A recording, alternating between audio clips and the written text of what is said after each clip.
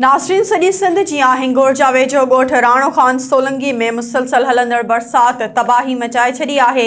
50 खां मथे घर ड्रही पट पइजी विया आहिनि। इंतिज़ामिया मुतासिरनि जी का बि वाहुर नाहे कई। SS न्यूज़ जे रिपोर्टर फयाज़ मोहसिन सोलंकी मूजिबि ॻोठ राणो ख़ान सोलंकी में गुज़िरियल केतिरनि ई ॾींहनि खां हलंदड़ बरसात हर तरफ़ तबाही पखेड़े छॾी आहे।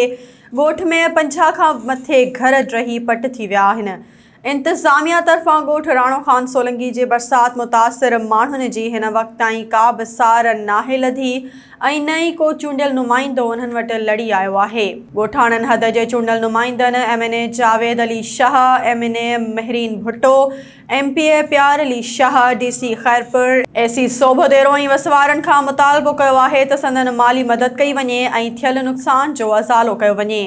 ॿी सूरत में सख़्तु एहतिजाज कयो वेंदो।